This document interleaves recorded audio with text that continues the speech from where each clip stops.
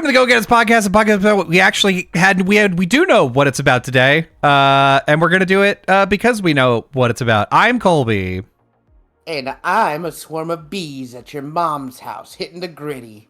You can call me Fee. What? You heard me. Okay, no additional context, just that. Good.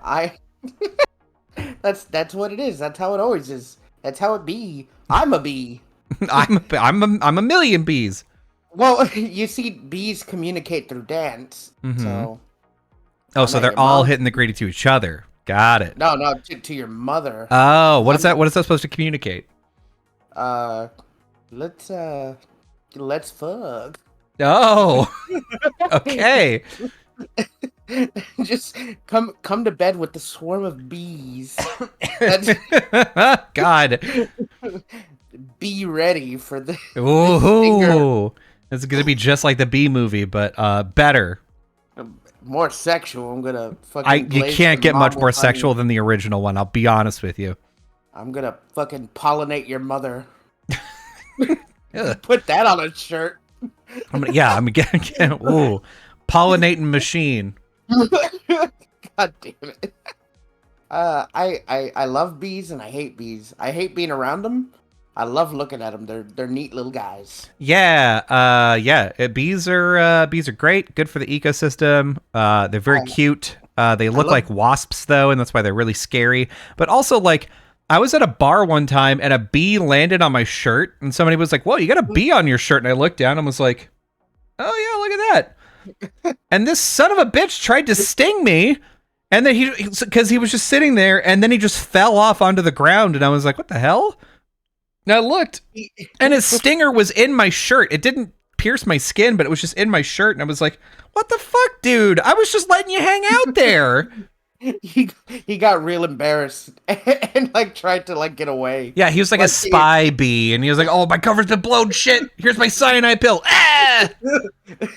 The cyanide pill like doubles as like a fucking kamikaze. Exactly. Like, I'll get him like and kill myself in the process. Don't worry, I'm gonna take him out, boys.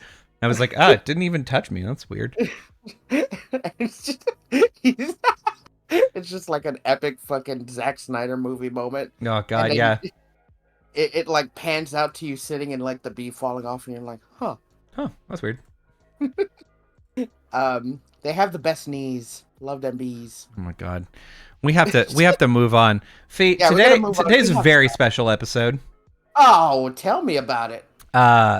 So we had this idea last week in which we thought, it would be pretty cool.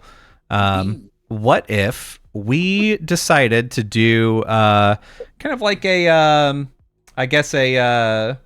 like a pitch thing for a new anime, new manga, because we've got ideas. They may not be good, but they are there. And we just thought it'd be fun to kind of go through some of these ideas. And if you have a good time listening to this, we could make it into a monthly podcast. The way this is going to operate is Fee is going to pitch his idea to me. We are going to collaboratively work on it, and then I'm going to pitch my idea to Fee. We're going to collaboratively work on it, and then at the end, we want y'all to give us a vote on which idea you think would be best. This is collaborative, so if you have art that you want to do for it, you can do that. If you have other things you would like to do for it, I don't know things besides art, you could do that. If you want to do a theme song for one of these ideas, go for it. Yeah, I'd pay for that. Yeah, he would do that. I'm a nice guy. Yeah. Anyway, so we were working on this, and like I don't know if I said it on the last episode, but I definitely I was like, Colby, I was like, you told me this idea, and like the waves of just ideas flowed into me. Mm-hmm. And I would have like, man, the one I'm gonna pitch today is like my favorite one. Yeah. And I wish I got to work on it some more, but unfortunately, at work, I was forced to work actually instead of being a lazy piece of shit. No. I know. The nightmare scenario. But it's okay. It's okay because I did manage to get some character concepts down, and I know the the story, the kind, I know the God, what's the word I'm trying to look for? The The plot, the gist, story beats. yeah, I know the gist and the story beats I Okay. want to do. It's just a fairly simple plot, but what I think a good setting that opens itself up to um several like good little arcs. Yeah. Mine's very similar, so I'm excited to dive into yours. Uh, 'cause this is gonna be, because the thing is, you and I both we like very similar anime, but we also like very different anime. Like, you were very focused on sort of like slice of life or romance pretty frequently. You to be like, the Yeah. breadth of anime that you watch is very, very vast. Yeah. And I have to I want be very choosy about what I watch because I don't have as much time. And so I'm usually focused on like, I know this is probably going to be good. I know I'm probably going to like this. And so, especially nowadays, the amount of anime that I've watched has definitely been in decline. unfortunately, I know. with me, because I have so much free time, I will watch all the mainstream ones, and I'll watch all the ones that come out like every season. Mm-hmm. And then when like I'm like caught up, I'm just like, well, what do I watch? I just go around and watch random stuff. Yeah. Just like, I don't know. I'll I just watch scoop up all the rest of these. Like, oh, more isekai garbage. Sure, whatever. I watched the full season the other day of an anime. It was one of those animes that are like every episode's 3 minutes long. Oh. I don't know if you've seen those before. Oh, yeah. What, like Way of the House Husband? No, Way the House Husband's a whole 30-minute long or 20-minute long episode with I like thought each one was like 5 seconds, or like 5 seconds, 5 minutes or so. No, each one's like 10 minutes. Each episode's like 10 minutes. Each episode is like a 20-minute long episode with two 10-minute segments. Yeah, there we go. That's what I'm thinking of. The two segments. Yeah. But this anime, and there's a few of them like it, that are just every episode's literally 3 minutes long. Nice. That's it. And I feel like they play them like as commercials or in between filler big animes. And shows. They're like, fuck it, just sprinkle this one in instead of a car ad. Exactly. It was about like this big fat guy who works at like a company, and he is like weirdly addicted to marshmallows. And one of Okay. and his coworker likes him, and so she's always like, just like, oh, I want him to fucking treat me like a marshmallow. So, but he doesn't know that she likes him. So, like, Ugh. she's always like, hey, I got your favorite marshmallows, Hey. and so she's like flirting with him, and then it goes from there. So it's just Okay. it was like 12 episodes long, 3 minutes each episode. And you were like, man, this is fine. I'll just do this. It was like what is that, like 35 minutes? Yeah, fuck it. Why not? A whole 35 minutes to watch the whole season. It was random. I loved it. Well, Fee, let's get started. Let's get into yours. Okay. You've also got some visual assets, which I do not have. So whenever you would like me to show said visual assets, you tell me. Okay, let me set it up for you. So, it's my anime, the one that I'm pitching, is a slice of life, kind of shonen anime. I guess it could be. I think it wants at the end, but it's more slice of life, right? Mm-hmm. And what I'm gonna have is I have one of the characters that I drew. You don't have to show him now, but his name is Dice K, and he is a college student that transferred to. Hey, new follower. Transferred over to America, so he's gonna be living in America, going to college for a little bit. Okay. And while he's going to college, he's going to be he needs a job, right? Yeah. He doesn't need a job, but he wants a job, so that way he's never been in America. He wants to open himself up to culture and kind of learn. Sure. And where does he end up going to school and going to college? Texas, baby. Oh no. Oh no, we're gonna yeehaw this poor man. This anime takes place in Texas, in San Antonio. Okay, all right. The setting for the whole show, where we're going to spend most of the show, the Riverwalk. Oh, okay, all right. I'm calling this. I was thinking about just calling this show Riverwalk, but we can work on that like later. Okay. So he, you can bring him up now. Basically, Okay. I I Bam. I decided We here. he was gonna get a job on the no, not her.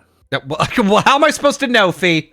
You could have checked it before you opened it. That's not true. I couldn't have done that. I think it's the third one. I think it's the third Wait. one. There we go. Haha. Nope, that third one. Told you. Yep, I did it. This guy on the left, not this guy on the right. Yeah. Who knows? Who knows who this guy on the right is? Not Jay Sherman over here. This guy, like Daisuke Yamaguchi. This is our transfer student, and he gets a job on the Riverwalk as a security guard. Mm-hmm. Whoa! Yeah. So the whole story is going to revolve around him getting a job, and then kind of just learning the culture through like the various. Because if you know anything about San Antonio and the Riverwalk, it has play games. What the fuck? That's some kind of bot. Yeah. If you know anything about San Antonio and the Riverwalk, um, it's like a hub for like different cultures and different people like meeting up. You have conventions and people that go down there. Mm-hmm. You have the Riverwalk, and this is where it's going to take place. The River Center Mall, where the food court is, Okay. and like the mall area, the 2 floors there. Okay. Yeah. Yeah. So in case you've never been to San Antonio, basically there's a river that kind of cuts through the downtown area, and there's a bunch of like restaurants and convention center and stuff that like is along the Riverwalk, and at the end of it is the mall. And it's like a 3-story mall that's got like a bunch of shops, a bunch of restaurants, and is a relatively big place to go. If you're talking about going to San Antonio, you're almost certainly going to go to the Riverwalk and probably spend some time in the mall. So yeah, you'll end up there, and that's where the setting's going to be, right there. Mm-hmm. So basically, he's going to get his job there. He's going to learn the culture, but of course, you gotta have like wacky. I'm not going to include like. You can't have all the restaurants there that actually have corporate names. Yeah, so, true. You can't have Jimmy Buffett's Margaritaville. So I was thinking of just like making like my own little like in-universe this universe's like Riverwalk restaurants. Mm-hmm. So like where that fancy like Italian restaurant there that's on the side, we'd make our own, Mm-hmm. and it'd have like its own wacky manager, kind of like fucking the Bob's Burgers guy. Yeah. And then this would all be like through the eyes of Daisuke going to school, and then just like learning about it from like his coworkers and all the workers that work there at the River Center Mall. Okay. So this is the only pitch that I'm gonna have that has a self insert. This was this is like my proto self insert that I drew as a warm up sketch, but I'm gonna make him look different. But basically, because I'm a security guard in real life. Mm-hmm. I thought it would be fun if I was a security guard there too, helping fucking Daisuke. Yeah. But not really being there. It would always just be me talking to him, and then when he's off on his own, it would just be me. You could see like little fucking me in the background, just like slacking off because that's what I do. But it's gonna be like him, and he'll get help from him, and then if you look on the second picture. Okay. Let's see. Go this one one over here. Yeah. No, that one. She's one of the supervisors, security guard, big muscle mommy. Yeah. And she's kind of really outspoken and like real, like fucking.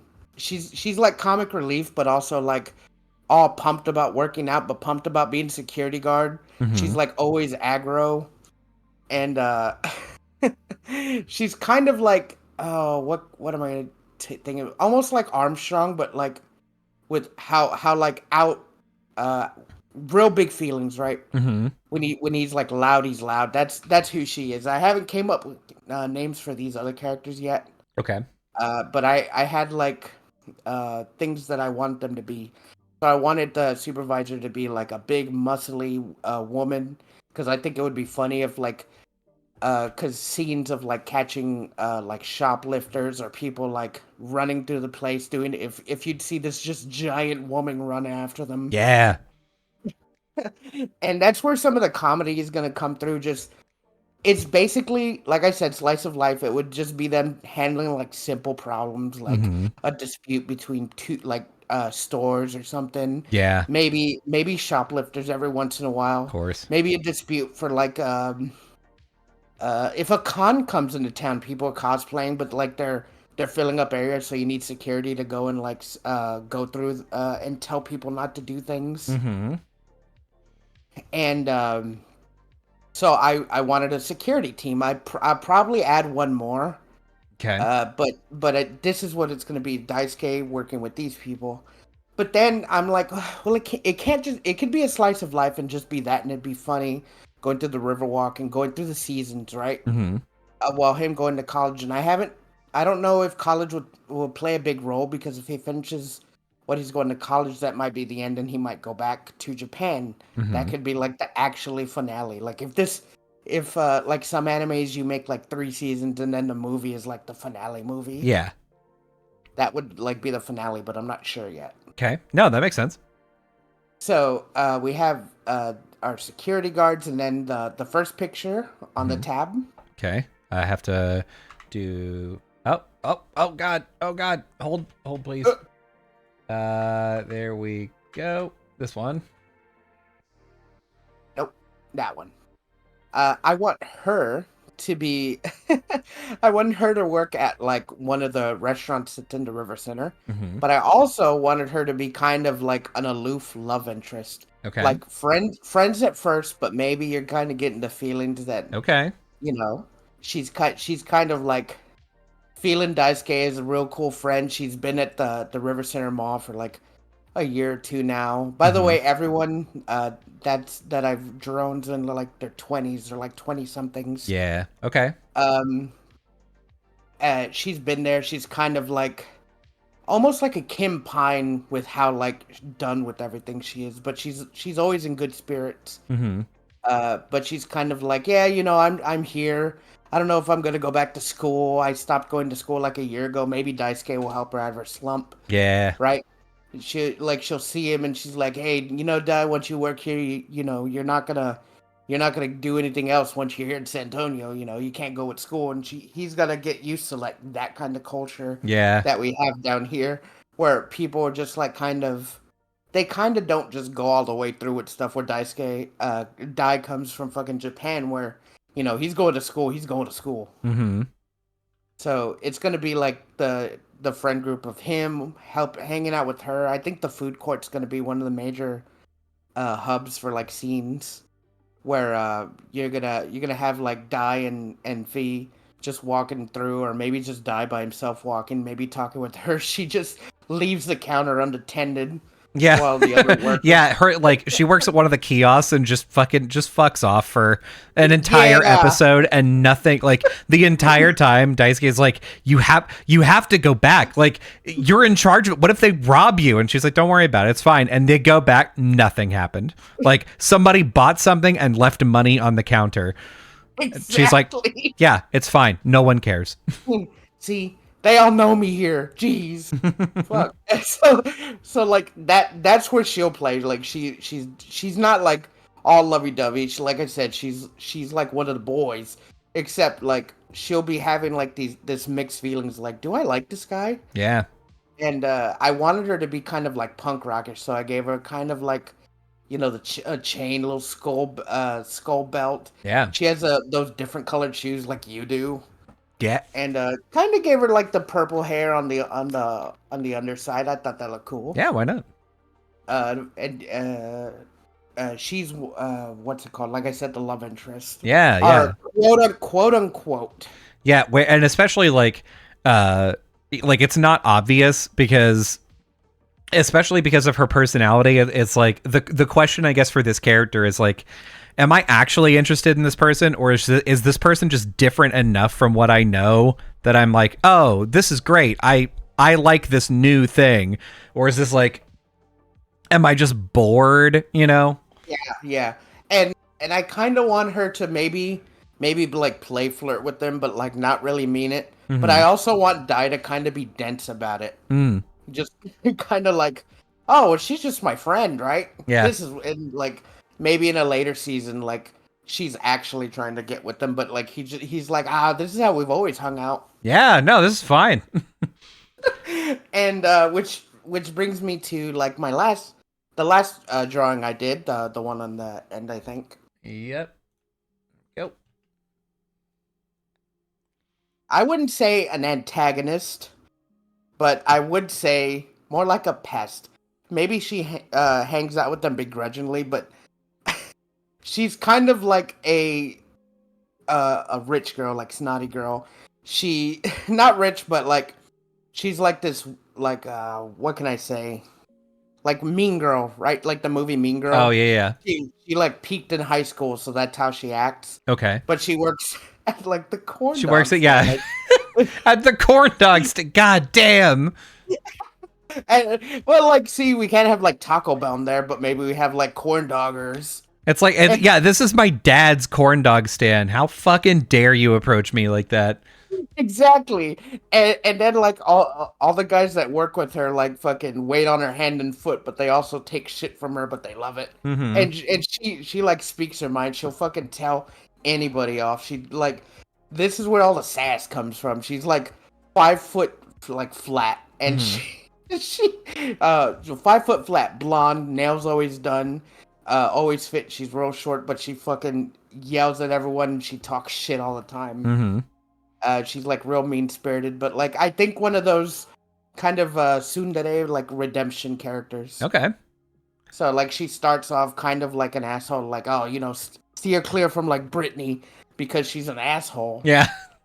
But then like we're like oh well, now we know why she's an asshole. Like later on through the seasons, like so, like oh man, my parents own this restaurant and they let me work here, but they're never around, so I act out. Yeah. Kind Yeah. of like this.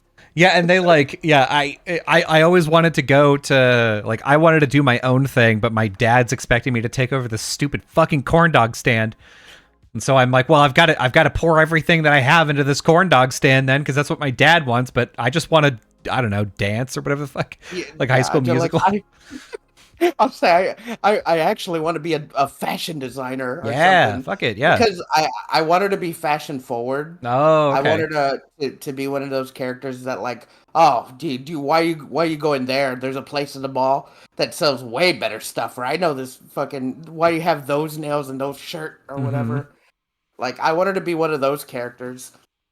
Yeah, no, I get like it. You just don't like to try, and that's fine. No, people that don't try are okay, I guess. Exactly. And like I said, there's more characters. Like I want there to be this the mariachi band that's always there. Hell yeah. I want them to always be show up, like not always, but like show up sometimes. They're always fighting with the flute guy that's there. The flute guy. God, yeah, man. If you've never been to San Antonio, there's always this guy with his pan flute that's just sitting at the end of the river and always selling his CDs. Damn. Playing loud flute music, and I want them to be like every once in a while the flute guy is fighting or arguing with the mariachis again because they're like taking his spotlight, his gusto, and like Dai's gonna have to come and separate him. Like, come on, like, guys. And that would also be like a good learning for Dai because he doesn't know what a mariachi band is, and he doesn't know what like this pan flute guy is. Yeah, so I want there to be a lot of that, and then of course, like I said, shoplifters. I want there to be like one of the wacky boat ticket sale guys. Oh yeah. The guy that queues up the people on the boat. Maybe he steers the boat, and maybe he's like real lethargic about like pointing out stuff on the boat, or maybe he's real funny. Just go. He's like, that's there's girls there that have big boobs or whatever. It's one of those places. He uses the mic. He's like, "Hey girls, if you ever want to get on the boat, come on, talk to me." Fucking not even giving the people a tour, just fucking hamming it up. But he's a really nice guy. Hey, look at the water. Look at the bottom. You can't see the bottom, can you? Yeah, that's by design. We fill it up with this substance called trash, and makes the water look like that. All by design, everyone. Welcome to San Antonio. Uh, so yeah, like I said, there's gonna be, of course, there's gonna be core characters with some of the people that I've drawn, and then there's gonna be like small, quirky side characters, of course. And like I said, some of the problems are gonna come. This is all season 1 stuff. With Dai learning stuff, maybe hanging out outside of the mall, going to like a restaurant. Just kind of seeing the town on their days off. Yeah, learning that by default, like Mexican food in San Antonio pretty spicy for just because they're like a regular level of spice, and he's like, why the fuck are you doing this to me? Yeah, no shit. Everyone around is just eating normal. They're like, what are you talking about? And he's fucking dying. Why did you put this fire liquid for free on my table? It's just salsa, man. Just calm down. No, fire. Oh God. Yeah. So, and then just like I said, it'll almost seem like what is it called? Like a commercial for San Antonio. Yeah. Like some episodes are just gonna be walking down like the little Mexican section showing Dai stuff. And most of the time they're gonna be just doing stuff on the Riverwalk. Yeah. Whereas like at the end of the first season, maybe throughout the season you've been getting hints that girl's been like crushing on Dai. And the second season she's like making her move, and now that like Dai's gone through some of the stuff, he's ready for like the new year. He the first season he went through Christmas having to put up decorations and the big tree, and dealing with the con. So like the next season he has to deal with it. I'm thinking at the end of the first season you get the emergence of like a local gang, not a gang, but like a group of thugs, like kind of encroaching on the Riverwalk, thinking that this is their spot, and they're fucking their flow up, and they kind of like messed up. And the second season, I kind of want it to ramp up. I wanted that to be like the issue, right? So they start making themselves known. It did like this is completely fictional, not like because I know there's gangs in fucking San Antonio. Yeah. By the way, if any San Antonio gangs are listening, this is like we're not talking about like actual gangs. This is like fucking the Kia boys show up and decide to crash a bunch of Lime scooters in the mall. Okay, calm down. Yeah. Exactly. So I want like this fictional group of thugs to like start encroaching on the River Center Mall where they work, and like starting to like mess things up. But it ramps up with them actually like maybe banging up displays, maybe actually like hurting someone after work, to where like the security has to like ramp up their defenses. Maybe they hire someone in the second season, a new character. Ooh. So yeah, somebody who's like a major dickhead, like an ex-cop super dickhead who's like he's ready to pull like the security company gives you like a radio and that's it. They're like, if anything really bad happens, you radio for help and then we'll call the police. But he's brought his own taser and his own bear mace, and he walks around with both of them on his hip like, hey, I'll fucking tase you right now. Don't you? Did you see I was walking here? God, just fucking pulls it out. I wanted to kind of be like that, but I also, since this is all fictional, I want the security supervisor to be like, they're like, listen, we're a private company owned by the River Center Mall. They want us to call the police when something happens, and then like she closes the door to her office and she looks around, she's like, yeah, but we're not gonna do that shit. We handle it by ourselves. Yeah. And I was like, what? She's like, do you know how to fight? And he's like, what? What? And he's like, because. He's like, listen, we protect our own, and the River Center Mall is our family. And if some shit goes down, we're gonna fucking take care of it. He's like, okay. And that'll be noted by, like at the beginning of the episode, when like Dai is walking and talking with Fee, and he's like showing him the places, and he's like, have you met the supervisor yet? Like I don't know her name yet. And he's like, no, she wanted a meeting with me after like I got here and you tour. and then like you hear a ruckus and you see this guy fucking running, and you see this big woman chasing him, and she's like, "Whoa, what's that?" And fucking he's like, "Oh hey, look, it's her." Like, speak of the devil.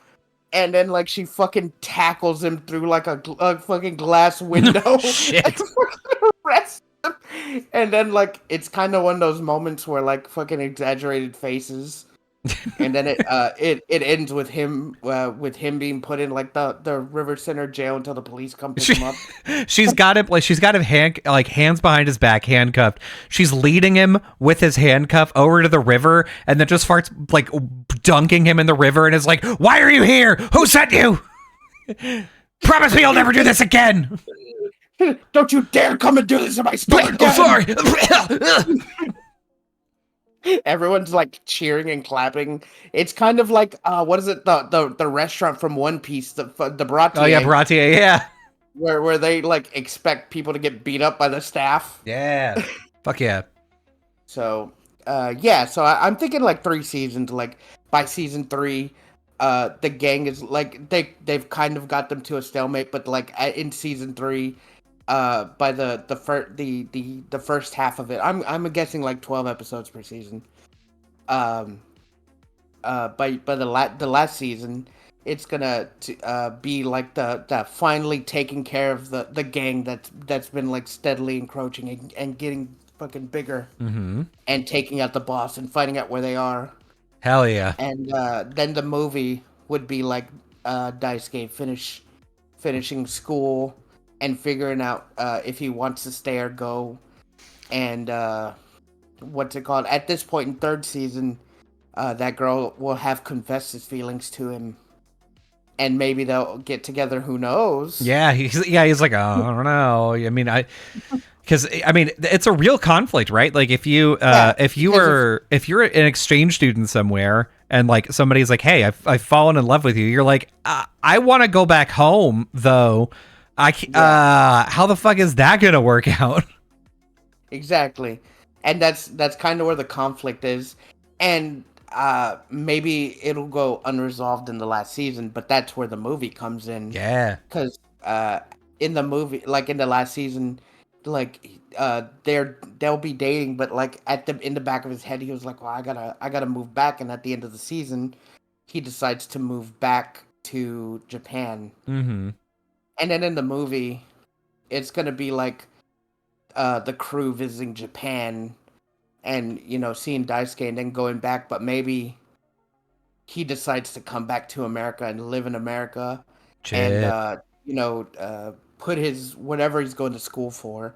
I was gonna say engineering, but like I don't know what San Antonio University's like specializing in. If it's why good not? to go. I just say that. Just say it is. Who gives a shit? Yeah, let's just say it is. Maybe he's like, oh well, while I was living in Japan, I decided to look for jobs in America, and I decided to move back into America, and I found a place in San Antonio, and then like it'll be like the whole movie, it'll be like a series of misunderstandings until he finally tells her, and everyone's like, oh hell yeah, and then it moves back. It like the ending shot will be a pan out of like him at the Riverwalk with like. He's not a security guard anymore, but he's hanging out there with his girlfriend or wife at this point. Maybe they decided to get married. And it'll show like everyone doing like their normal stuff, or however they progress through the series. Like maybe they've changed. Maybe Corndog Girl's not there anymore. Maybe she's like a fashionista.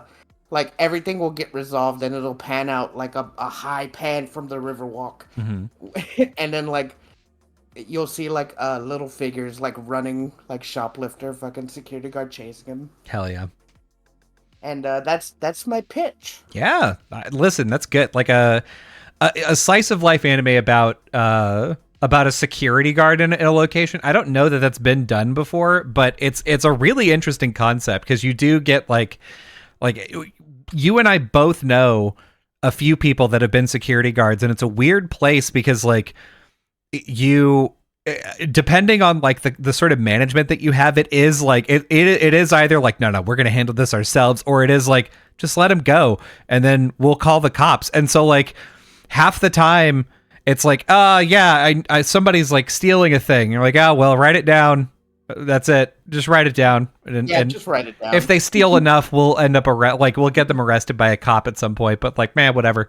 Um, and then like the And other half of the time, you get people like our friend Mike. That's like, yeah, somebody shoplifted from a store, and I follow them to the Wendy's across the street and fucking arrested. Like, damn, okay, exactly. give me back those shirts.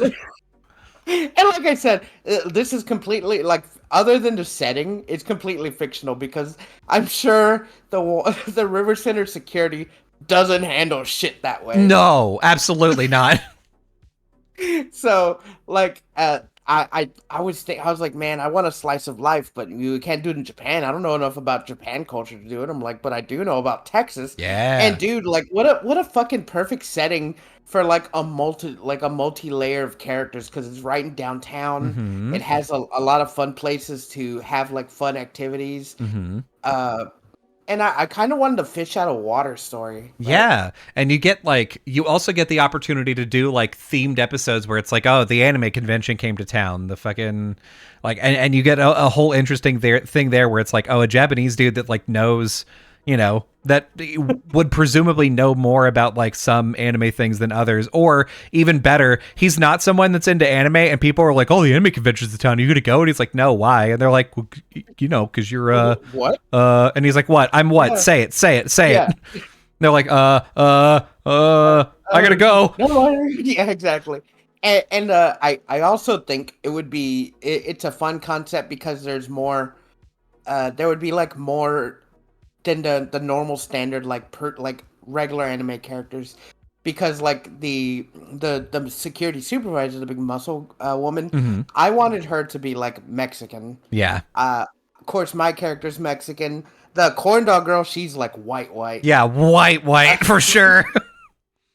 And then I wanted the love interest to either be like some Hispanic, or I was even thinking like black, but I haven't come down to it yet. Mm-hmm. Because like San Antonio's like a big hub for like Mexican and Hispanic stuff. Mm-hmm. So I was thinking like some of the characters are like black or Hispanic.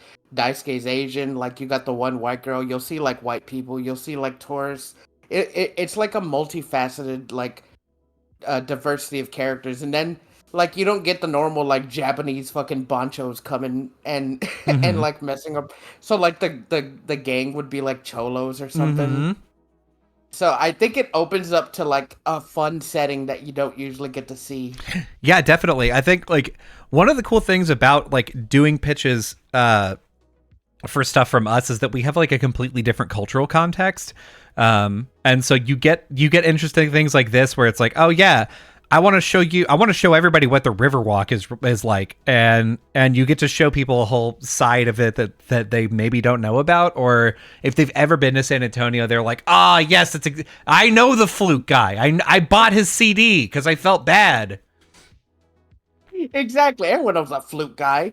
And if you're in San Antonio and the Riverwalk, or like in like the on the Mexican street, like Mexican side, Mm-hmm. you're gonna see mariachis, see sombreros. Of course. But it like I said, it's real fun. You got all like this hub of different like restaurants and shops and people coming. Then you have like, you're in the downtown area, so you're open to like concert venues or different like parts of the park. Like you're over there. Like the Big Red and Barabacoa Fest is like a few blocks from the River Center. Hell yeah. So like I said, I wanted to start off like slow, but I wanted it to be big with like somewhere that I know, a setting that like you don't usually see an anime take place in, or like a manga. Well, you've also one other really interesting thing that's an overlap here actually is that right next to the River Center Mall is a Denny's. And there are like Denny's in Japan as well, but they're way better than the Denny's that we have here. And God, I can imagine how disappointed my man would be to be like, oh yeah, no, we can go to Denny's like after work. That's fine. It's open late here. Oh cool, yeah, we can go to Denny's. And then he's just appalled, aghast at how shit it is. How fucking like dirty and filthy, like the floors and stuff are. Yeah, dude. Uh, Like I remember because like you hear stories from people and you're like, man, I wish I was there. But then you like give more context about it and you're like, never mind. So like a friend of mine, Casey, was like, oh yeah, me and my friends, we would go to Denny's at like 11 o'clock at night, and we would play Magic with each other until like 5 in the morning. We just like one table. We would like order drinks and food, and like we would tip really well that way, and like people knew to like kind of leave us alone for long periods of time. So we weren't like we weren't really bothering anyone, but we would just sit there all night and just play Magic. And I was like, man, that sounds so fucking good until you realize that you're in a Denny's. And then I'm like, damn, there are better venues though than a Denny's. yeah, no shit. Hey, but I mean, at Denny's late at night, no one's gonna be there. You ain't gonna have anyone bothering you. It's true. You get free drink, and you have to pay for your drink once, and you get them free. Well, I will say though, there is kind of like a rise and a fall there, right? Like if you go at like 11 or so, like yeah, it's gonna be pretty quiet until the bars let out, and then you have 2 hours of fucking bullshit that you may have to put up with, and then at around like 3-4 in the morning, things get kind of okay again up until 6 a.m. I'm surprised they didn't kick you out for being there for more than like 2 hours. Yeah, apparently this was like I don't know if it's like if that location was cool with them being there because they're like fuck it, whatever, or if it was like fine, like anybody could have done that. But yeah, he said that like they were really good about like making sure that people were tipped well and like they would pay multiple times for their drinks if they needed to and all of that. So I can imagine because. For context, there's a like the burger place in Texas is called Whataburger, and hell yeah. There were a lot of Whataburgers that were open. The whole thing was open 24 hours a day, but the one in our hometown closed the inside dining room at 11 p.m. and it would open back up in the morning. But like as a result, you got people that would like try to come in late at night and they'd be like, no, you can't get, the doors are locked. Except if you were friends with the people that work there, and then you could be inside the lobby, and then most awkward thing in the world, somebody comes in and like tries to open the door, and then they knock. They're like, what the fuck? They like look at us and they look at like the people that are behind the counter, like what these fucks are still here? And they're like, they were here already. Don't worry about it. Yeah, you gotta go. Yeah, that's the cover. They were here before we closed, and we just can't tell them to leave. Yeah. Oh god, these guys. God, can't get them out of here. They just won't. The cops stop coming. They won't leave. Yeah, they won't leave. So yeah, Whataburger. Man, I love Whataburger. It's a great place to go, especially like after hours. I don't know if they close the lobby anymore. I think it just stays open now. Nice. But like, why would you get out and go into the Whataburger lobby at like 1 in the morning? I wouldn't. Man, I wouldn't either. But I will say that like, it's hard to. It's hard to deny that like the younger that you are, the more appealing it is to be like, fuck it. I just got done playing Halo until 3 in the morning. I'm kind of hungry. Like, I just kind of want to go somewhere that's not my house for a while. I'll just go and sit at the Whataburger for a little bit and play PSP or whatever. Especially like if it's empty, and if it's like a small town like us, no one's gonna be there. Yeah, you can be guaranteed that it's gonna be you and the 2 people behind the counter, and they're not gonna give a fuck. Yeah, as long as you don't like get away from cleaning.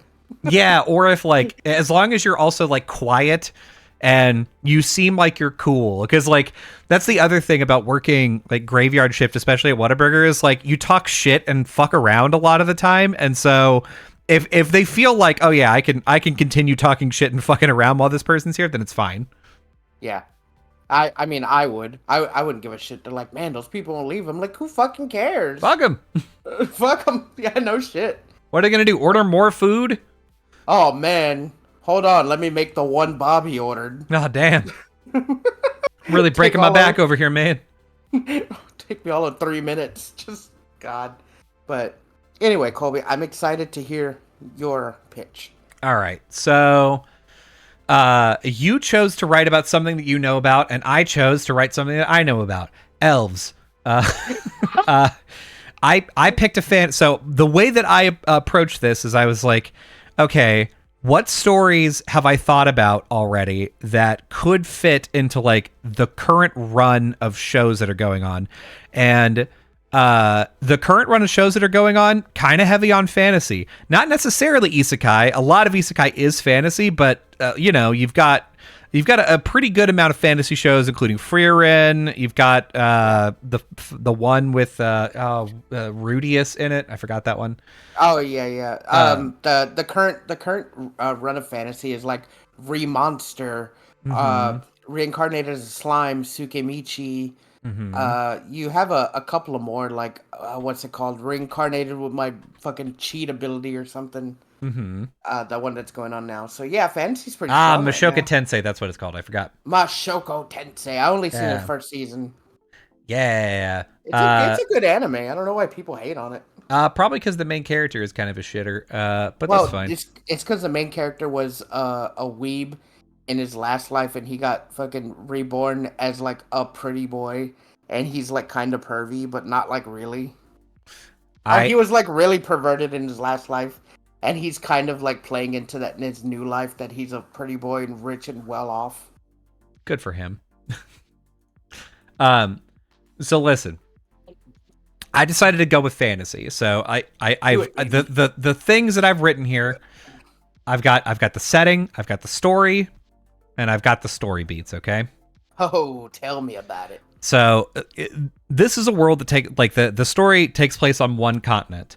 It's Right. around the time of Industrial Revolution, but it's like with classical fantasy races. So this is like you can imagine sort of like Legend of Korra era of technology. So you've got like cars and stuff, but like we still haven't decided if it's like if steam is going to be the thing or if it's like, burning stuff or whatever. But there's classical fantasy races. But the three big ones are elves, dwarves, and orcs. So elves are in the north. Dwarves live in the mountains mostly, as you would expect, and orcs live in the south. The south is mainly like swamps, badlands, kind of like desert area, and the north is like forests, sort of like grass, glens, stuff like that. Yeah. Um, Are these orcs like Tolkien orcs? Or are they like warthog orcs? I like kind of like Tolkien orcs, I would say. Like I'm imagining kind of like the build of like a super mutant where like they're really big, kind of brawny. Yeah. But yeah, they're not like they're not like as quote unquote as not like I guess technologically advanced as elves in a bunch of respects, but so that's why elves are like shitting on them. I'm thinking of like the Warhammer orcs. Yeah. The orc boys. Which I took some inspiration from as well. So like, the elves only have like elemental magic, so they can do like fire, ice, earth, like stuff like that. But they're very constricted to that. So it's like very like magic is like a regimented, like these are the spells that you can cast. These are the spells, like this is how to do magic, whatever. And they're like bound to like elemental affinity, whereas orcs have some kind of magic, but elves don't really get it. They can't replicate orc magic. They have no idea how it works. And it seems like it's kind of situational based. So orcs can make machines or physical elements out of magic. They can make like constructs, golems, like vehicles, stuff like that. They can't produce like elemental effects, but they can produce like they're almost like engineers, but with magic. Like they could put together physical elements to make things, tools, and stuff, which is not a thing that elves can do. So they've got that going for them. Elves are like more like in tune with nature. That's why they have like the nature magics. Yeah. They're like benders. Yeah, exactly. Elves are like benders, and orcs are like Warhammer orcs. They're like Warhammer orcs, but they get in dirty. They're like tinkerers. Mm-hmm. Yep. And so the map of this continent kind of looks like California, just like a bendy kind of thing. Water on all sides. There are mountains that are like sort of on the coast, and they kind of like cut the country in half, almost exactly. into thirds or like because there's three races, into right? two halves, right? So there, it's just like there's a large amount of like mountains in the middle, but there's a narrow pass in there where it's relatively flat. So that's like one of the easiest ways to pass between like the north and the south if you're not taking the sea. And that area, elves and orcs have been fighting over for years. Mainly, it started off because, you know, that's the only way to traverse between like north and south, and the borders aren't super clear there. The dwarves like don't want it; they don't give a shit about it. They're like, we live in the mountains. We care about the mountains. It's very black and white. We are mountain folk. We are not whatever that is, folk. Stay away from our mountain. Yeah, you stay away. You could go here. Don't come up here though. And like, so as a result, the elves and the orcs like don't really have great lines to draw about it, and like, you know, it's long enough now that like I'm sure the orcs are like, oh yeah, well we had peace, and then the elves decided to start encroaching into our territory, and then the elves are like, yeah, well orcs are fucking stupid and dumb, and they didn't realize where the borders were drawn, and so they started coming into our territory. And the thing is, now it's more valuable because the runoff of the mountains actually sort of like gathers there, so it's really rich in natural resources. Yeah, like minerals and like fucking maybe gemstones. I don't know. We'll see. Yeah, stuff to like make things out of. And so like as like elves have civilization. Exactly. As elves have like tried to make like more like technological advances, like they need more elements from this area. And similarly, orcs like use the materials from that for like the way that their society operates as well. And so it's gotten even more. So they've been fighting over it, but now like they've been in war for some time now. And dwarves have an agreement with both sides. So like the dwarves are not, you know, they're like, I'm out of this. Like, I don't give a fuck. We have bridges that go over that area. We don't give a shit about like all that down there. And so like the elves are cool with the dwarves are cool with the orcs. Everybody's cool with the dwarves, but the elves and the orcs fucking hate each other. Like it should be. Yeah, as God intended. So now that we got who's our pro tag? How does this kick off? Yeah, so the elves have a system for sort of like ranking magic affinity among kids that are growing up to determine like their affinity for different elements and the usefulness in combat. And then basically if you cross a certain threshold of like usefulness, you are basically automatically drafted into the army.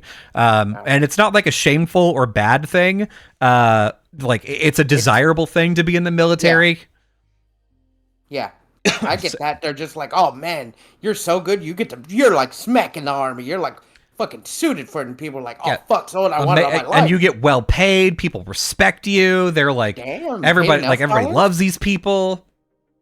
So what's the currency? Is it like coin, like gold and copper? Yeah, probably. I would imagine that at this point it probably used to be that in elf territory, and they've probably moved over to paper currency because they're like, we can actually use like gold and copper and like circuits and stuff. So we need that. Yeah.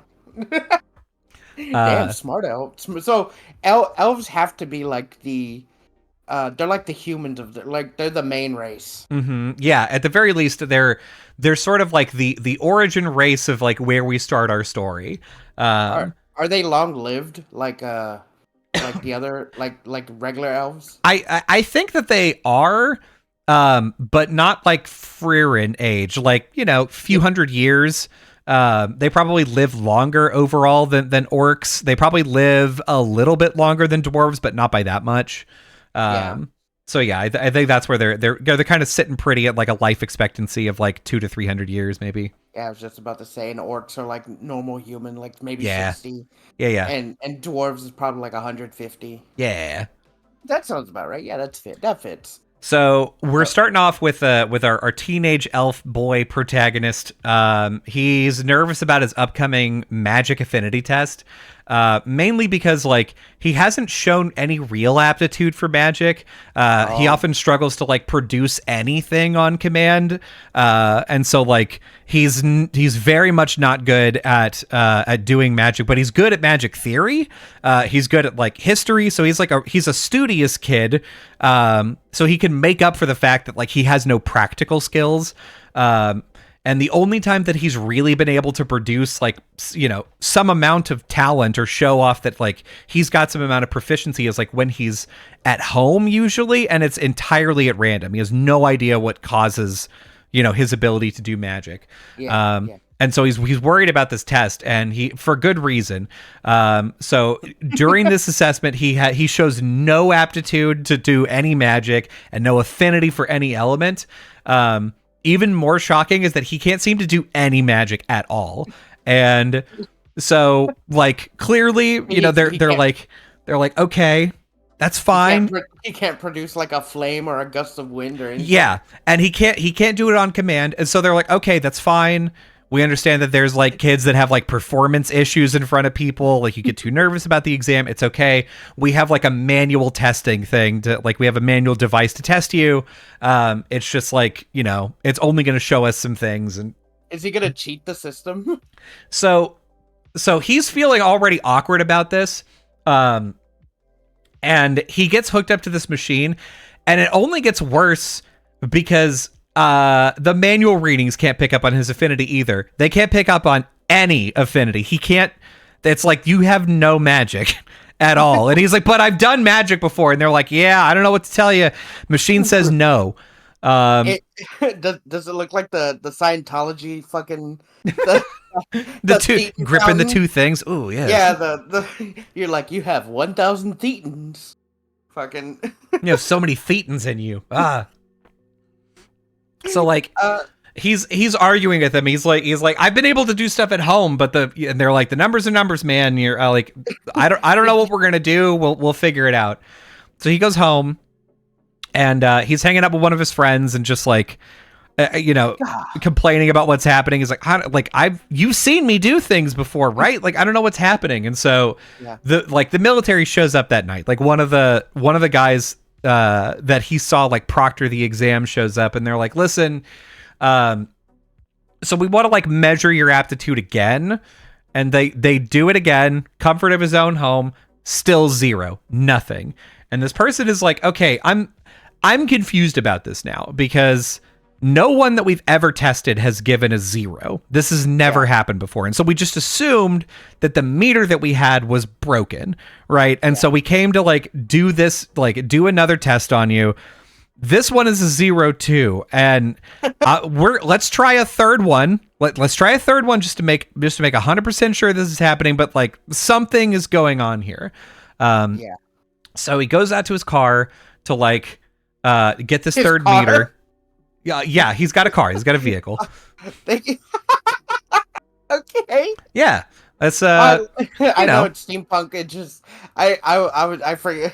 I forgot the setting. I was like, oh, we're like high fantasy, but like we're in steampunk territory. Yeah, and it's like not very many people have a car. Like he's in the military, so he has a car. So it is like a very like, oh my God, there's a car coming. That's fucked up. Yeah. So yeah, he goes out, he grabs this like third meter, they hook him up, and he's like, our protagonist like closes his eyes, and he's like trying as best he can to like do anything. He's like fire or lightning, like anything. And then he opens his eyes, and he can still see that it's registering 0. And like you can see that he's about to start crying, and like his mom is there, and like his mom just puts like a hand on his arm and is like, hey, it's okay, something's gonna be wrong, we'll figure it out, don't worry about it. As soon as that happens, the meter starts registering something. An incredibly strong reading for fire, right? So strong that it's actually peaking. Like it's so high, the meter doesn't have a way to measure it. And they're like, so his eyes light up. He's like, okay, so it's like a performance thing. Okay, like that's what is. I've just been too nervous. So he's like, oh man, and so like he's breathing this sigh of relief. His mom like lets go, and it's like, oh my God, like she's really relieved too. His friend gives him a high five, and when that happens, the meter changes again for just a little bit. There's an affinity for Earth.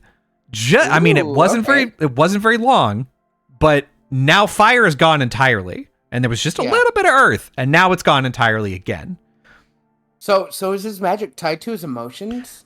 So the tester asks him to hold hands with his friend, and all of a sudden, earth again, off the charts. Earth, can't mistake it. This is like a kid that like maybe one of like a crazy huge affinity for earth, but he also just saw him have affinity for fire as well, right? So this tester is like, he's thinking about it, and he's like, okay, well, hold my hand too, like completely neutral third party. So that takes out like any amount of emotion that it has. Like this kid must be nervous, like off of his shit. He's like, hold my hand. All of a sudden now he's like, while he's holding the hands of like his friend and this tester, he's got a super strong affinity for ice too, off the chart strong. But the earth affinity didn't go away either. And so they figured out that his affinity is like whatever affinity the person that he's touching has, but more. Okay, so if people touch him, he could just maximize that affinity through him? Yes, exactly. Whoa, okay. And so it only takes a little bit of testing, but all of a sudden he's not in school anymore. Like everything about his life that he currently knew, like anxiety over like finding a girlfriend or like, you know, the grind of school, any inadequacies he had about his magic, all that's gone. He's now being experimented on by army scientists. He's like a super important person. They're like pushing his magical limits. They're like, okay, well, how many affinities can you have? How strong, like without this meter, how strong a magic thing can you produce? And they're starting to think like they like after a year or so of this testing and like training, they're starting to think that this is their like a secret project that is really going to help them win this war against the orcs. And they've named it Codename Blank. Ooh, okay. So that's the story. Name of the show? Yeah. Is that the name of the show? That's the name of the show. That's fucking wicked. So when he touches someone and gains that affinity, how long does he keep that affinity for? Like a few seconds? Yeah, it's only a few seconds. So it's like he has to be in constant contact with someone to do this. But it's like he magnifies whatever magic is like he's touching and produces like a crazy huge effect as a result. Yeah, so like if he's in a group like fighting, he'd be like going to the battlefield, just like tapping someone and then shooting off magic. Yeah. And being able to like, you know, being toward the front line, like maybe they've even got like vehicles where they're like, okay, you're gonna be at the center of this like tank effectively, and we're gonna have like different affinity magic users that are all high affinity near you, and for whatever attack you have, you just grab onto them to produce whatever effect that you need. And they're like, we're betting that this is gonna be like the thing that like ends this war with the orcs for good. I wonder if they through like science and like experimenting, they could find a way to harness like an affinity into like something he just keeps on his hip, and he could like touch it for a second. He doesn't get as high as like actually touching someone, but he can produce like a high magic through that. Yeah. Like he keeps something on him, so that way he's not like always. I guess if he's always defenseless, that could be a crutch. But like having like some kind of small defense, like to keep himself steady. Yeah, so that way yeah. he could use all the elements. Yeah, which would be good. Like that's what you would want. And excuse me. So I have the story beats for season 1. So that all of everything that I just explained is episode 1. Oh wow, what's the episode? An hour long? I think you could probably pull it off in half an hour. The last bit about like experimenting and pushing his limits and everything, that's like a 1-minute montage of like aging him up by a year or two, and being like showing off that like now he's good at combat. He knows how to use his powers. He still doesn't know why they exist. No one knows why, but he can use them pretty effectively. And so episodes 2 and 3 are like training and deployment to the field. Like his first deployment, they're like, they finally got enough trust that he can go out into the field. Yeah. And then I wonder if would he be like scared? Like he's nervous? Like he gets into battle and like he's never been in battle and he's never like he's new to this power, but like he's like nervous. Yeah, exactly. He's he's really enjoying the fact that people like no longer make fun of him for not knowing how to do magic. He's like kind of riding the high of being like somebody that's really important in the military. Like in My Hero Academia fantasy. Yeah, exactly. He really do be thinking he's like Deku. And so he gets to like, episode 2 and 3, he's like training and then finally he's like deployed on the field. And episode 4 and 5, he's just on the front line and he's wiping out just scores of these like foot soldiers, golems, vehicles, like whatever the orcs have like in a particular battle. He's just fucking wiping it off the face of the earth with like bigger fire attacks than they've ever seen, like giant ice columns they've never seen before. Like the orcs have no idea what's happening right now. Yeah. And so he's feeling pretty good about this, but it's his first time being exposed to like actual war. Yeah. And so like his conscience is like, you can see that he's like a little nervous, but he's trying to like be strong and be like, no, like this is the right thing. They've like told me how like awful these fucking orcs are. And like, we've got to like, I've got to push past. Do you think that like, he's like riding high, like just fucking annihilating people, and he's like, yeah, this is what I like trained for, but like the aftermath, he's seeing like orcs just like fucking incinerated or like half dead, and he's just like, oh god. Yeah, that's actually what the next episode is like he's a little shaky on his resolve. Episode 6 is whenever like they advance forward, and because like they've had such a problem like moving this line effectively like this like dead zone, they like there's an orc settlement not too far from the front lines where it's just like the families of like the orcs that are fighting on the front line, and maybe some like other like people that are in the military as well. Like, so like they're fighting on the front line, but like maybe some orcs like fall back and they chase them, but they wind up in an orc village. Yeah. And they're like destroying them, but then they also see like the horrors on the faces of like the families. Yeah, exactly. Like, the kids and the wives and stuff. And it's indiscriminate too. Like he's getting orders that are like, fucking kill everyone. What are you doing? Like, and he's like, well, they're not soldiers. And they're like, does it matter? They're orcs, idiot. Like kill them. Yeah. It's fucking Ishval like all over again. Yes, exactly. Full Metal Alchemist, fucking Ishval. Which brings up a good question, like who's the overarching antagonist besides just the orc army? Is there like a big bad orc?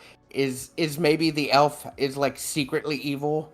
Yeah, it's a good question. So I think by the end it'll be sort of revealed who the big bad here is, because like episode 6 is he's obliterated this orc settlement. At the end of the episode he decides he's got to peace out. He's like, I can't do this, like, and everybody is like celebrating him. They're like, wow, you fucked up all those orcs. Like at like that night everybody there has not a drop of remorse for like the things that he saw, or like the fact that these are like innocent people that they've just murdered. And he escapes. He's like, I gotta fucking leave. I can't do this.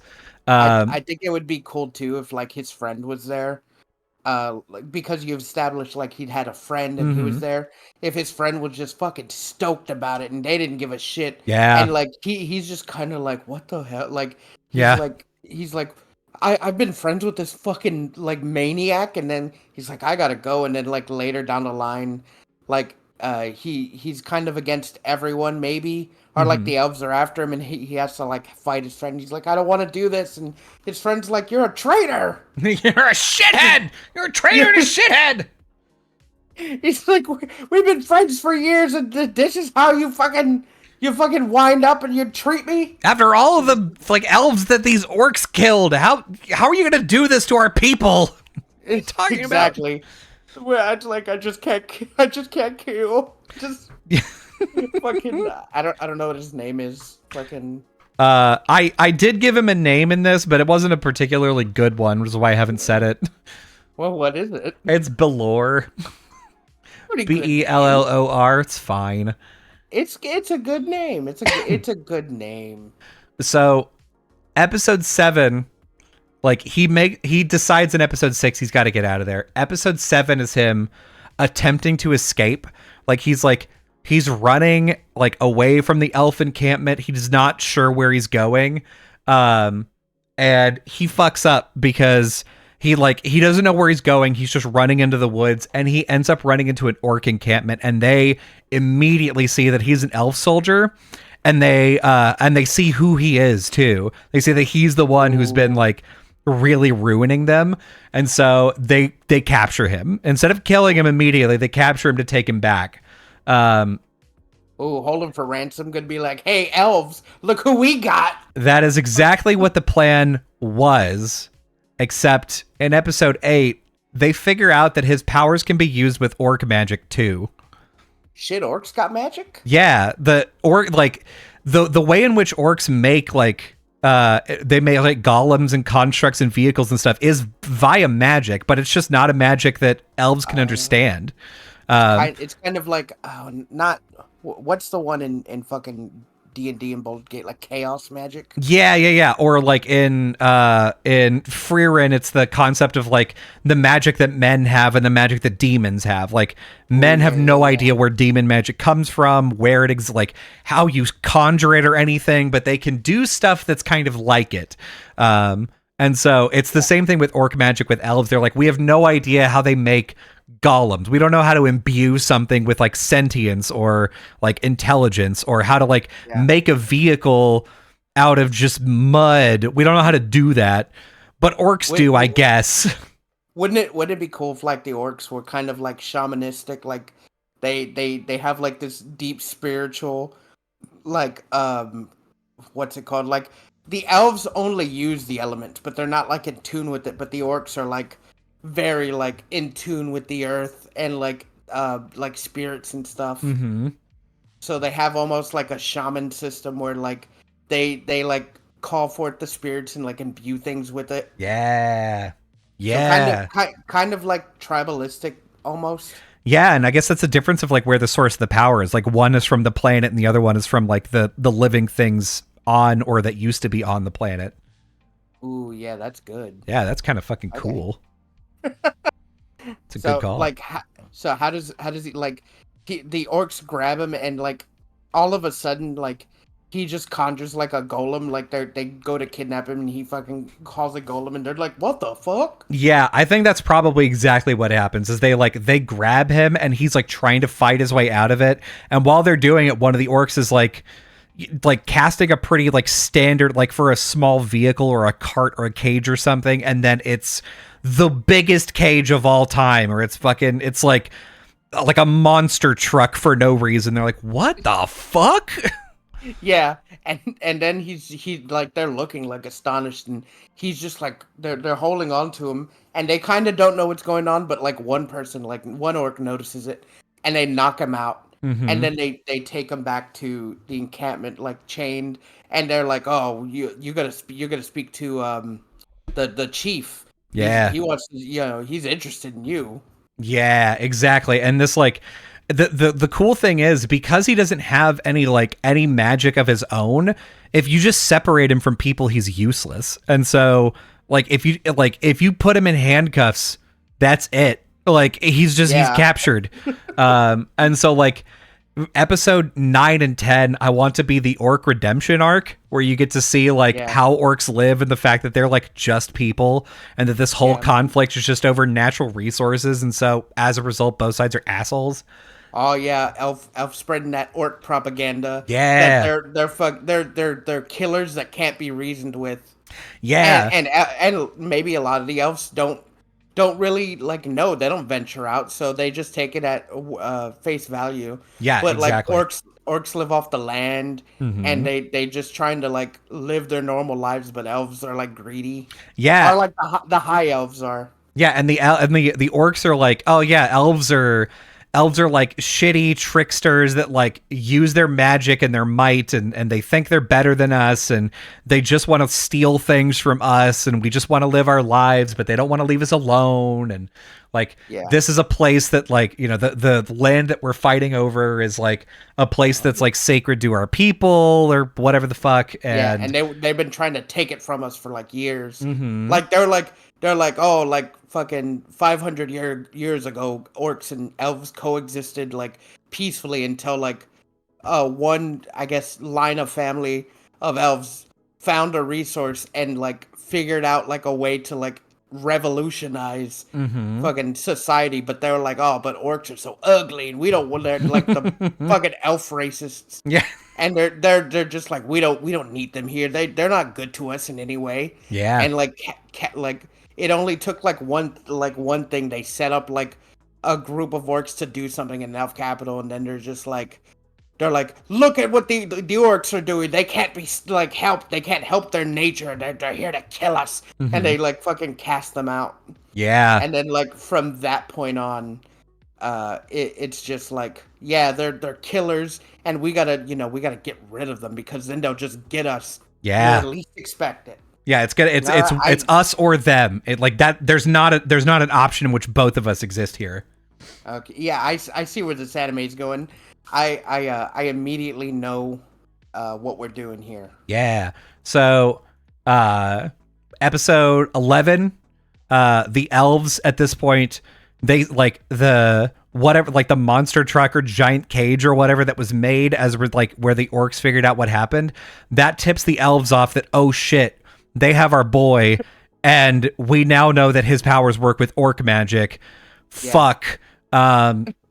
We got to go get him back. So episode 11 is the rescue mission. The elves bust into like the place where he's being held. They're like throwing all their resources to get him back. And the elves are successful. They bust him out, and they're like, come on, you got to come with us. And at this point he's made friends with one of the orcs, and he's like, and his friend is there. Like, now that like we're talking about his friend that like had the earth affinity, his friend is there and is part of this mission. It's like, come on, man, we got to go. And he's like, I don't know. Like, I can't go back. I don't want to be a weapon of war. And, you know, it's not that I think that this side's right, but I don't think that one's either. And that's whenever it's revealed that the elves have given the command that like, if they can't capture this guy alive, he has to die, because now they know that his powers can be used for the orcs as well. And they're like, okay, either we have his power or no one does. And that's, so like now these soldiers are there with like their wands or fucking like submachine gun wands. And they're like, listen, dude, if you don't come with us, we are going to have to eliminate you. His friend is like desperately pleading with him. Yeah. And that's whenever he like grabs the hand of his orc friend and then is able to conjure a fucking giant golem to like smash the elks out of the way, and like make their way out of the camp. And the end of episode 12 is them like blasting their way out of this encampment through the elves, through the orcs, and making their way into the mountains where they're going to hide out with the dwarves. And the dwarves are not happy that they are there. They want to kick them the fuck out, but they're like, okay, we recognize that you're refugees and a bunch of shit is going down, and we don't like either of them really. So you can chill here for a while, but you've got to fuck off quickly.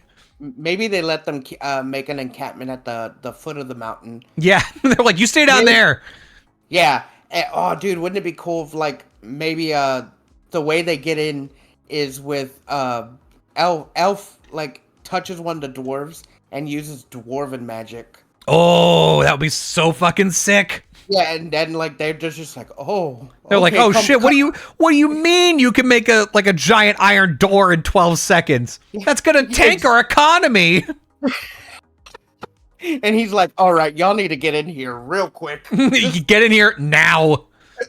So okay, yeah, I was gonna ask, I was like, where's the dwarves come into this? Yeah, I mean, I think the dwarves the whole time, like while we're looking at these scenes of the elves and the orcs like having this big conflict, every once in a while you'll just see dwarves like up in the mountains, just like they kind of look over and then are like, meh, whatever, and just like they're like, those silly idiots down there fighting over like whatever the fuck is on the ground. Who gives a shit? I'm gonna go back into my mountain.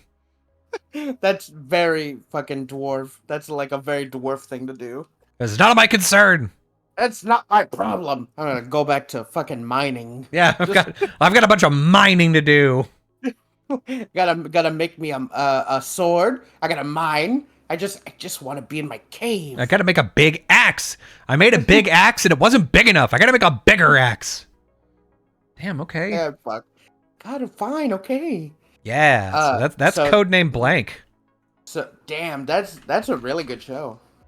I really like the idea that he starts out like real like aggro, or like he thinks he's like worthless, and then he figures out his potential, and like then he gets aggro and goes into battle, and he's like, this is not really a good idea, right? Yeah, he's like, oh shit.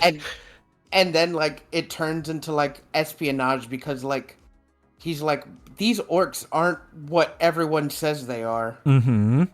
And he's like, now he's on the run trying to uncover like the dirty secrets of the elf army. Yeah. Of like the elf empire, like who's in charge? Why was this like, there has to be a resource that like maybe the elf that's in charge like really wants. Maybe it does something. Yeah. Like that would like just completely tank the other races and make elf like the definitive race. Yeah, like some sort of thing, like Shinra basically took over the entire planet because they had Mako, and maybe this is something very similar where they're like, there's a mineral that like we know how to harness, especially with like our type of magic that can like, you know, given this like our magic plus this element equals like infinite energy, and that's like something where they're like, we could take over everything if we could get enough of this on our hands.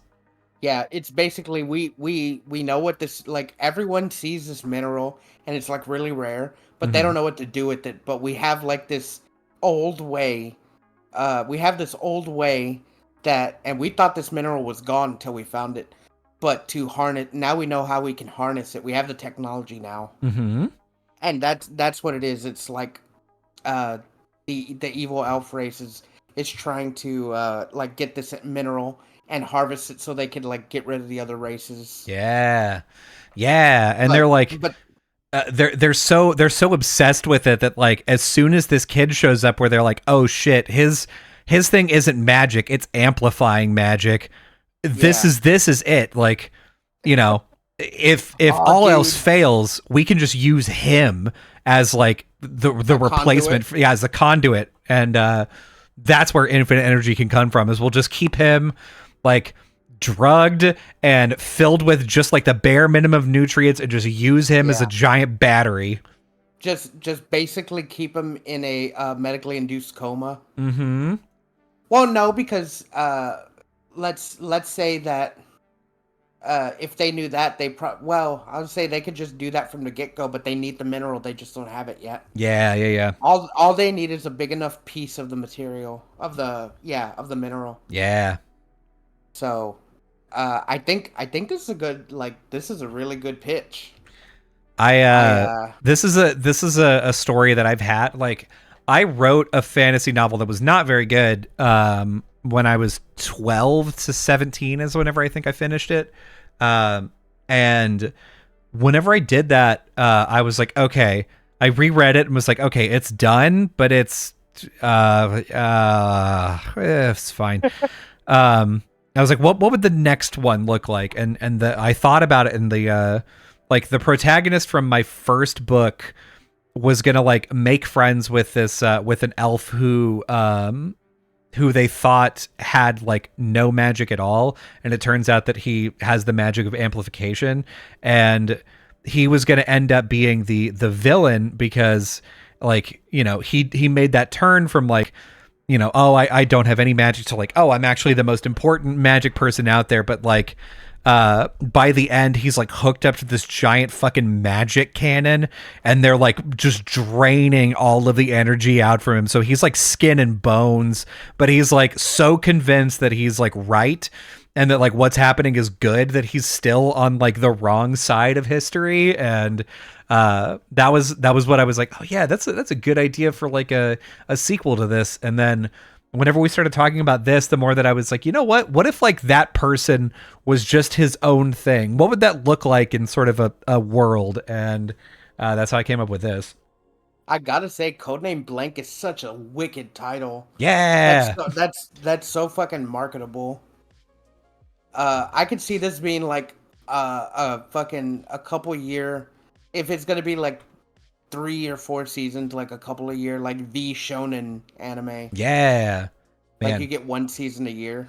that would be fucking sick. Just have like 3 seasons of this until, you know, whatever the resolution is. If it's like, we overthrew the elf government and we destroyed all of the mineral that's in the middle of the earth to whatever. Yeah, codename Blank, the final chapter season. Fucking Season, yeah, Attack on final chapter, Titan. season 1, part 1. Exactly. God, I could see this being done in like, it has to be like gory, so it has to be uh because you're like fucking blowing people up and blowing shit in half. Yeah, dude. It can't just be like comical. Oh, you blew them away. You got to show like the horrors of war. Mm-hmm. Uh, I think this is a good idea. I think that could get off the ground. I also I thought of a title for mine. It's just Oh, it yes. might be uh my time at River Center. Ooh, okay. That's I a was really thinking, good like slice of life title too, actually. yeah, I was thinking something like whimsical, Yeah. but it because if you look at like slice of life something, it's like my something is annoying or something, Yeah. or it's just like real big explanatory. Yeah, my But romance in September. yeah, like oh my god, I think there was this show on Amazon I was watching to anime that was like I get married to my husband, but he's like a major otaku or something. It's like I don't know, I don't. It's like very long and fucking uh explanatory. I want it simple, like since it's like a very simple slice of life. I think something real simple as a title, Yeah. and it could be like narrated through Daisuke, like my time at River Center. That's the name. Almost Yeah. sounds like a fucking what's it called? One of those dating games, like the fucking the games with all the dialogue, you know? Oh, yeah, yeah, yeah, like a visual novel. Yeah, like a Yeah. visual novel. I don't know, man. I think these were some really good pitches. Yeah, honestly, let us know what you think about both of these pitches. And like I said, if you like this kind of content, you let us know, and we can turn it into a monthly thing because this was really fun. Yeah, it's really fun. More need more time than a week to get concepts though. Yeah, true, true. At the very least, this time we'll have a month between, so we can refine stuff. Uh, I swear to you, I wrote the entire luckily, I had a pre-existing idea for who Blank is as a person. So I was able to crank this out 2 hours before we started this podcast. So that was good. I just thought of a setting and I was like, what could be a fun place to do something? I'm like, because I knew it was gonna be slice of life, and I was like, what could be a fun place to do something? Yeah. And I was like, okay, the River Center Mall. I was like, there it is. That show's done. There it is. Uh, I've done it. but yeah, I also I had like 3 ideas, but the one I fleshed out the most was my time at River Center. Hmm. Like there was another one I showed you the character of like a mutated like guy with wings. I was gonna have it be like almost like a Bug's Life, where these hybrid like insect people like congregate in like almost an insect town, and the whole thing would be a sports anime about. It would almost be like Brink, where the major games are like the insect people being in teams, Ooh. and like there would be a race like a decathlon, a racing portion maybe, like, and it's all with these crazy insect creatures that like fly, or like they're big and they block. There was gonna be like several games. Yeah. I just haven't like concepted it out. I just thought it would be neat. Yeah. Honestly, like I had a lot of fun coming up with ideas for this, and I'd like to like I've got more juice in the tank. I wanna do more. I I have another. Yeah, I do want to do more. There was one I thought up today. An isekai, Ooh. but a reverse isekai. Ooh, okay. It was a fantasy person who gets isekai into the normal world. Okay. And he has all his memories. That's basically just the idea. But the name I thought was, I got reincarnated as an influencer. I want him to be reincarnated in this world, but have all his memories. But then instead of growing up and be like a normal person, he wants to be like a vlogger. I don't know. That sounded it sounded neat, but also like stupid. I don't know.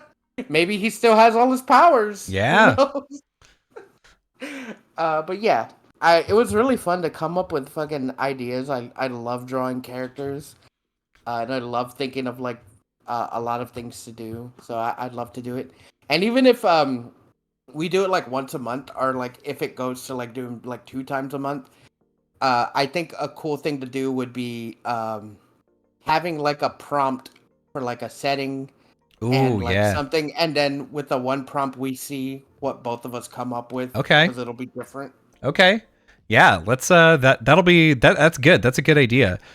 We can record a small thing of us like doing a random generation of like either an anime or manga type, or a setting, or some like character dynamic, a genre setting, and like a character you have to have in there, like a character archetype.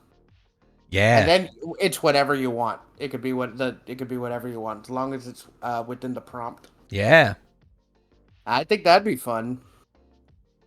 But Colby, take us away. We're at the end. Yeah, listen, this is still the Go Gettas podcast, and you can catch us live whenever we record this. If you're here right now, hey, you can catch us live at twitch.tv/GoGettasPod. You can also catch the replay of this on our YouTube channel every Wednesday.